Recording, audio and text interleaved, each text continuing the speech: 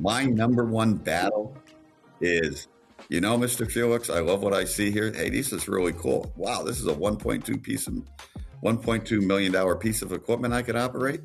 I'm making a turbine part that's puts fighters in the sky. Sorry, I love all this, but my mother says I got to go to college. Welcome to the Apple One podcast. I'm your host, Brett Howroyd. This podcast consists of 3 different running series, and today you are listening to our Hiring Made Human series, where I attempt to make every episode a forum for business owners, entrepreneurs, or even simply people responsible for hiring to discuss their approaches and challenges to hiring. But honestly, I reserve the right to go down any rabbit hole that I choose or that I find interesting. So let's get started with today's topic. Hello, Apple One podcast listeners. I am super excited for today's episode because we are going to talk about why do Americans overlook good factory jobs? And I know some of you guys are thinking about good factory jobs, and some of you are going, yeah, why do Americans overlook that? Today, I think we have an expert lined up who is going to really dive deep into this. Welcome, Ron Felix from Muller Aerospace. Ron, who are you? Tell us about yourself. Well, first of all, thanks, Brett. Thanks for the opportunity for sitting down with you this afternoon. So look, I am a 40-year career veteran of the aerospace industry, primarily gas turbines. Over my career, I have played with helicopters, airframes, rockets, satellites, and it's been a great career. And, as we talked, in prepping for this, we had a discussion around factory jobs and factory labor. I'm probably no different than any other kid who grew up in the 80s who was told, go get an engineering degree and it'll set your life free for joy and economics and everything else you want in a lifetime. But in reality, somewhere around year 5, 6, 7, I found the ability to go into the operations mode, into the factories where we actually built hardware for all those wonderful things that we talked about earlier, and work with the teams of people that are down there, and found it actually to be more challenging, more intriguing, and more rewarding to actually go in and build and make the product than it is to just sit behind, dating myself at the time, a drafting board. These days, the engineers would tell you they're CAD screens. But that's who I am. I've had the privilege to run multiple businesses over my years, working with great teams, absolutely great teams focused on all those products. And, hopefully today we could raise a little awareness community that you reach, that there is just a wealth of opportunity and personal economic security if we could just get, and I'm probably date myself and say the terms, the youth of America, the youth of the world interested in coming back into manufacturing operations. I hate saying the factories because there are a lot more than that these days. But that's who I am. That's why I'm here. Hopefully everybody doesn't think they're going to waste 35, 40 minutes listening to me here. But it's been a fun, great career, and I'm trying to share what value it could be for the next generation or two. Let's dive right into it, and let me ask you, why do you think so many people might be overlooking stable, high-impact, rewarding careers in manufacturing across the United States? I will simplify it with the first word that says cultural. We have, particularly over the 40 years that I've been in the workforce, I joined mid-'80s. Most people did not push their children, even what level of education you had, to go work in the manufacturing factories. They're considered dirty. They're considered old, union, non-union. It didn't matter. And we as a society have not really done a good job of publicly communicating to people that the folks who go into those roles and jobs are just as valuable as the engineers, the lawyers, the doctors, and could have just the sound of an economic lifetime. And, think about it. How many TV shows where the backdrop, unless it's some kind of sitcom poking fun at it, has a manufacturing setup? How many places in society do you see youth being exposed to, whether it's building parts and airplanes and satellites like I've had the privilege to do, or even simple things like compressors and auto repair HVA systems in buildings.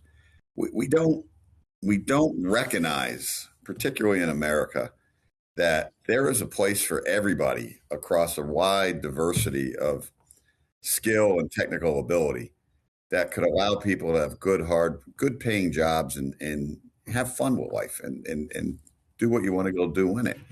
We don't. We talk only about doctors. We talk only about lawyers, law enforcement, maybe a little bit. We don't write in our norms cultural awareness to what manufacturing trades could bring to a lifetime for a person. To me, that's the fundamental miss, particularly over the 40 years of working lifetime that I've had. What have you done at Mueller Aerospace to overcome this cultural bias that you just described? Because I think I can see that too, right? You could get hurt, you could get injured. Why not work safely behind a desk? And I think that that's maybe an outdated mindset. So what are you doing to overcome that? What we need to do to overcome it is just continue to communicate, educate, and expose, right? From a direct relationship perspective, we've been trying to reach out to schools. And sadly, most of the technical schools across this country have dried up, right? The ones that are still in existence have very small numbers of people and from a class perspective. So it's about hitting the high schoolers, people coming 17, 18, exposing them to what the shops are today. So in my particular case, where we are here in Michigan, we make gas turbine components for the back end of jet engines, basically the hot section of the engine. We deal with materials that operate at 3,200, 3,000 degrees Fahrenheit. Technically, they operate in an environment that they would melt if they didn't have certain design characteristics. And our people have an opportunity to work with $1 million pieces of equipment. They have opportunity to be part of something special. We support 4 major businesses. We support commercial aero, defense aero, basically propulsion for airplanes. We support electrical energy distribution with land-based turbines, and we're in the space, and we do a little bit of defense products. And our factories are brightly lit. They're all air conditioned. They're clean. As I said earlier, you're working with multi-million-dollar pieces of equipment. All you got to do is any kind of basic math skill will get you in the front door, and ability to work with your hands and think a little bit with your head and program some basic language into a really fancy piece of equipment, and you're off and running. The problem is no one has exposure to that. So, to your question, what do? We work with the kids, the ones that we can find that have some kind of interest to come in here. We advertise, right? We're trying to become more good community citizens, let people know who we are in the towns where we are. Offer open houses, have people come in and take a look around, touch and feel a little bit. And then the other thing, quite honestly, is the best way to get people interested in coming into your facilities is treat the people you have with respect, focus, cooperation, and communication. And everybody that's here has a valued job. But it goes back to the cultural opportunity. Look, if I could write a TV something that started exposing people to what's going on in the factories. So you do get some shows that show people what a factory is all about, but they're going to be on PBS or some other Discovery Channel or some other third party channel that's out there that's not part of the popular norm. Social media, I first want to admit that I'm not probably the most social media savvy person, but I have people around me who are. Try to touch and feel and get people interested in who we are and what we are. But you got to come and see. And to be honest with you, Brett, you know what the biggest issue, the biggest cultural change, the biggest communicative change is? We have to get to the parents. My number one battle is, Mr. Felix, I love what I see here. Hey, this is really cool. Wow, this is a $1.2 million piece of equipment I could operate. I'm making a turbine part that's puts fighters in the sky. Sorry, I love all this, but my mother says I got to go to college. And if I had a dime for every time somebody told me that, I probably wouldn't have to work. And that's really where we're missing it. That's really where the focus is kind of going off rails a little bit. Is there is not an appreciation of what we do and how you get full exposure, particularly to the ones who are forcing loved ones into certain career paths. How we educate them is a nut we still have to crack. Man, that's great insight. I mean, I really had a buzz when you talked about, your employees are your best way to recruit the next class of workers into your organization. I mean, that makes so much sense to me. And I know we have a lot of people in HR who listen, they'll resonate with that, whether you're manufacturing or not. But that uphill battle is not always convincing that, let's say, young person that it's a cool opportunity. They might get it, but it's the community around them also needs to get it too, right? The perception of what a factory probably is to most youth, right? Dirty, dingy, grumpy, people not very friendly, not a communicative type place. Instead, if you find a community of folks who talk positively, express their thoughts about cleanliness, teamwork, ability to advance, ability to freely speak out and add to the value of what you're trying to do, that sells in itself. Because that's not what most people think manufacturing is, right? Most people think some kind of weird, sit repetitive job in a factory where, all you're doing is some kind of repetitive motion. Those jobs are pretty much gone. I think the jobs that are left, whether you're machining, inspecting, or doing some kind of advanced manufacturing capability for me, or whether you're out in a building installing HVAC systems, or whether you're on the line at Boeing and Airbus building actual aircraft, the repetitive jobs are gone. The ones you have left are the ones that require thinking and have some ingenuity and some technical challenge, in the sense that you could be a free thinker on the job. I don't know anybody out of the 425 people that I employ that it's a repetitive job. Just doesn't exist anymore in the world that we live in. It's an interesting thought I just had. You're more likely to get hurt sitting at a desk all day where your lower back is hurting and your carpal tunnel in your hands than maybe, engaging with a team at a factory environment nowadays, right? So you're absolutely right. And that's not to diminish the office jobs, because I tell everybody every job is important. We don't need to push. And when I say youth, I'm really talking the under 30, under 35 crowd, because in my opinion, you probably have until you're 30, 35 to really make career choices that don't lock you in because of some social, economic, family requirement, right? You have a little bit of freedom to do what you need to go do. And we just need to stay focused on letting people know that if you come into the factories, you're not going to get $100,000, $200,000 of debt against your name. We're going to train you for what you're going to need to be able to do and see here. You have the ability to think and be creative, no different than the people in the offices.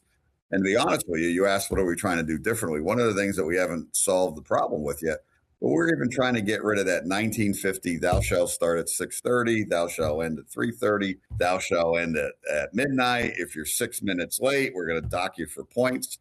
That old militaristic standard of because I can guarantee you most salary jobs do not have that rigor in there anymore, right? Whether you're working remote or whether you're working in an office somewhere. So we're even trying to temper ourselves and saying, how do we become more flexible? Because the key is about keeping the product moving, not necessarily locking an employee down behind some equipment during the day. Yeah. Let's widen the conversation a bit, because I think you would have a great unique perspective on this. There's a lot of talk about automation, globalization, fears of robots, replacing workers. I get texts all the time with images of robots running or robots doing new stuff. So that maybe U.S. manufacturing just can't keep up and compete. So that might be a reason people are afraid to take these jobs too. When you hear about those concerns, what's your perspective? I mean, how do you reassure a potential employee that there's still a bright future of employment in manufacturing when they see automation and hear about factories overseas, Look, automation is not going away, but automation is attacking the repetitive tasks. All right. In tasks where you have to think, in tasks where you have to calculate, automation is not going to be there. Right. Automation needs things 100% in alignment every time through some statistical variance to run. There's a place where we're going to share with automation, but automation is not going to replace every factory worker, at least not in our time. And when we talk about robots, you still need somebody to program robots. You still need somebody to maintain robots. You still need, so until you get into this iterative loop of machines taking care of machines, taking care of machines. The one thing that I have preached to my workers here over the last couple of years is this fact. The whole world is gaining economically. I'm not going to get into the social debate of who's ahead and who's behind. But there's one thing that's becoming obvious to me, particularly over the last 5 years. We now know how to create jobs faster than we can create people. And in doing so, we're actually creating limits on our growth capability. Compounded by the fact, and again, not to get into social dynamics, that, birth rates are slowing. We don't have enough of people to even do the critical jobs in a factory right now, little as worry about the repetitive motion jobs.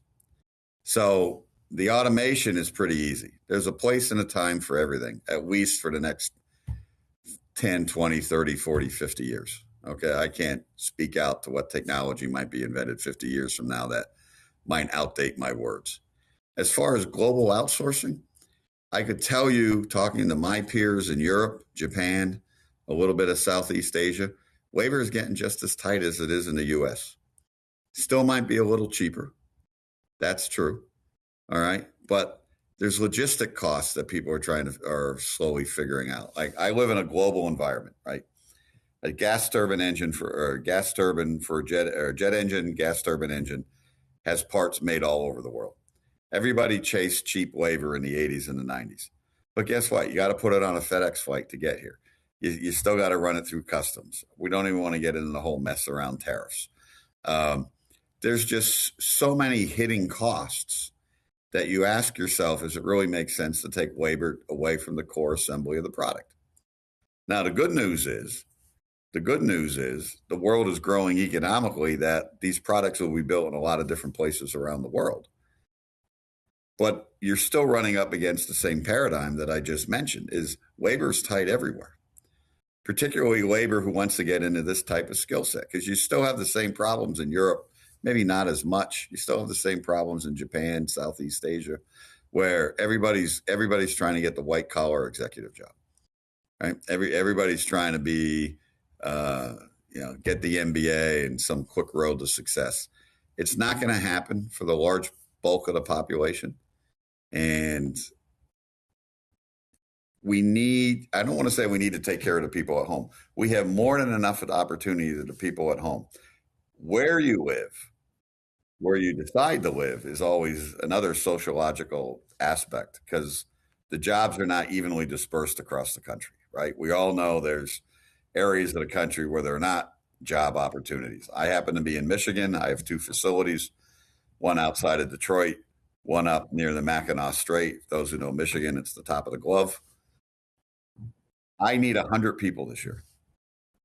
30 here, 60 up there, and about 10 more people for the offices. I can't find people in either location. It's not a matter of pay. It's not a matter of benefits. We have great pay. We have some of the best benefits in the area. It's a matter of just finding able-bodied folks, because everybody's getting tugged. It's a bit of a fighting war of, you come here for a little bit and somebody will go somewhere else for a couple bucks an hour more, and then go somewhere else for a couple bucks for an hour more. It's just a general people headcount labor shortage. And then once you cross that path, you bring it down to, okay, how do I get what I have out there interested in these types of jobs and what we're trying to do? And why would they see value in it? I think you answered that question very thoroughly, hitting all the maybe the main concerns, or maybe they're more just trending, of the doom and gloom narrative, right? So I appreciate that answer tremendously, and I agree with it. I've got one last question for you. Future factory worker or not, someone who's just young out there listening to this podcast, what advice do you have to them? Because they might be thinking, do I do the 4-year degree thing? Do I do something more like a trade school, something more, in that vein? Do I just go to Europe for a week backpacking and forget about it all? What advice would you give someone in that position? My answer is going to sound a little generational, and I'm going to try to combine it. So I'm a son of a World War II veteran and a grandson of immigrants who moved to the coal regions of Pennsylvania. So work was always about what we were taught, right? Go work. You got to get a job. You got to get a good paying job. You got to go figure out how you're going to manage yourself in life. And someday the companies, back then the companies will take care of you. Well, we all know that's changed, right? We all know that's changed. We're now a society where you're almost individual contributors. But at the same time, in my opinion, we've tilted a little bit with people who came after me almost through my children's age group, which are all in their 20s, to follow your dreams. And when I counsel kids now, it's like, I absolutely believe in the follow your dreams. You don't have to get the direction I got of, hey, engineering is a great career path. Go be an engineer. You're going to make lots of money. You're going to buy a house. I can't sit here and tell you I always chased my dreams because I was told go to work. Right? Somehow we push the scale a little too far to the other end. And it's not that you can't follow your dreams, but the fact that we're not tying into companies for 10, 20, 30 years anymore, the fact that we don't have pensions or long-term commitments, for the fact that some of the companies have, some of the companies have, delayered their organizations. Not that they're bad companies, it's just the changing evolution of business.